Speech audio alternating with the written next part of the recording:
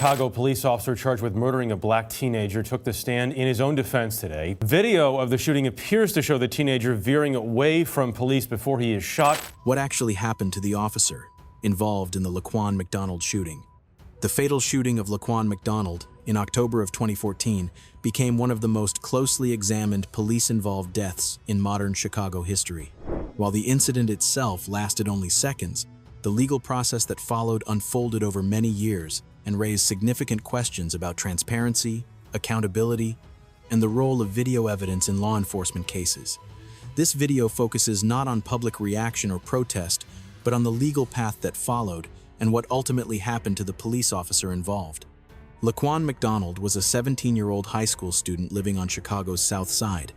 On the night of the 20th of October 2014, police officers were dispatched after reports of a teenager behaving erratically and possibly carrying a knife. Officers encountered McDonald walking along a city street. He was holding a small knife, but dash camera footage would later show that he was moving away from police at the time officers approached. The officer who fired the shots was Jason Van Dyke, a Chicago Police Department officer who responded to the call. Within moments of exiting his patrol vehicle, Van Dyke discharged his firearm multiple times. McDonald was struck repeatedly and fell to the ground. He was later pronounced dead. Other officers were present at the scene, but Van Dyke was the only officer who fired his weapon. Immediately following the shooting, official police reports described McDonald as advancing toward officers in a threatening manner. According to those early accounts, the use of deadly force was framed as a response to an imminent danger. At the time, no video footage had been released publicly, and no criminal charges were filed against the officer. What significantly altered the course of the case was the existence of a police dash camera recording. The footage captured the moments leading up to the shooting, but it was not released to the public for more than 13 months. During that time, the official narrative remained largely unchallenged outside of internal reviews. In November of 2015, following a court order, the dash camera video was made public. The footage showed Laquan McDonald walking away from officers when Jason Van Dyke opened fire. The video did not appear to show McDonald charging toward police at the moment shots were fired. The release of the footage led to immediate public scrutiny and raised questions about the accuracy of the initial police reports. Within hours of the video's release, city officials announced that Jason Van Dyke would be charged. Cook County prosecutors filed a charge of first-degree murder, along with multiple counts of aggravated battery. The charges were notable not only because of their severity, but also because they came more than a year after the shooting occurred. Van Dyke was released on bond and awaited trial. Meanwhile, the city of Chicago faced increasing pressure regarding its handling of police video evidence.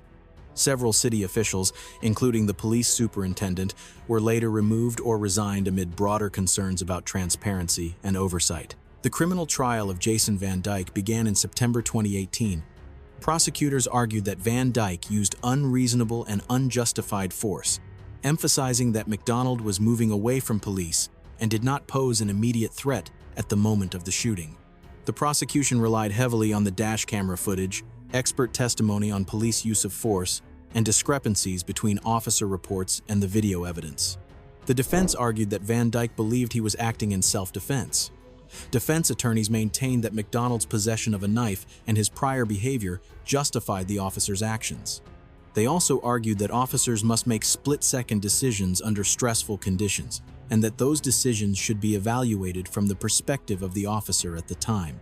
A central issue for the jury was whether Van Dyke's actions met the legal standard for self-defense under Illinois law. Jurors were instructed to consider whether a reasonable officer in Van Dyke's position would have believed deadly force was necessary. The dash camera footage became a focal point of deliberations, as it provided an objective record of the encounter. In October of 2018, the jury reached a verdict. Jason Van Dyke was acquitted of first-degree murder but found guilty of second-degree murder and 16 counts of aggravated battery with a firearm, corresponding to each shot fired. The verdict marked a rare instance of a Chicago police officer being convicted of murder for an on-duty fatal shooting. The conviction was historically significant. It was the first time in nearly 5 decades that a Chicago police officer had been convicted of murder related to an on-duty shooting. While the verdict did not meet the prosecution's highest charge, it nonetheless established criminal responsibility.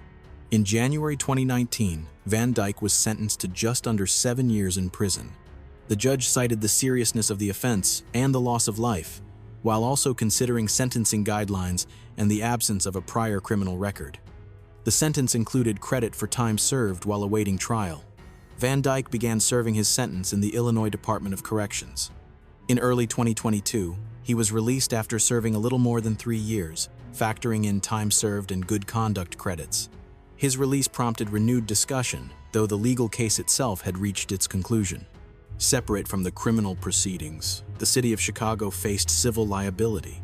In 2015, the city approved a $5 million settlement with Laquan McDonald's family. The settlement resolved a wrongful death lawsuit without an admission of wrongdoing. Notably, the settlement was approved before the dash camera footage was publicly released, a decision that later drew criticism. The legal aftermath extended beyond Van Dyke. Several other officers involved in the incident were investigated for allegedly providing false or misleading statements. While some administrative actions were taken, criminal cases against those officers were dismissed or did not result in convictions. Today, Jason Van Dyke is no longer a police officer. He is legally barred from working in law enforcement and remains out of the public spotlight. His conviction stands as part of the public record, marking one of the few cases in which a police officer faced prison time for an on-duty fatal shooting in a major U.S. city. The Laquan McDonald case continues to be cited in discussions about police oversight and video transparency.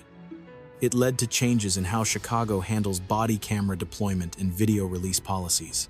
While debates continue about the effectiveness of those reforms, the legal outcome of this case is settled. Beyond the footage itself, the case illustrates how delayed evidence disclosure can affect public trust and legal accountability. The video played a decisive role in determining the outcome, reshaping the official narrative and influencing prosecutorial decisions. What ultimately happened to the officer involved in the Laquan McDonald shooting is now clear. Jason Van Dyke was charged, tried, convicted, imprisoned, and released. The case stands as a rare example of criminal accountability following a police-involved death, with a legal process that spanned nearly 8 years.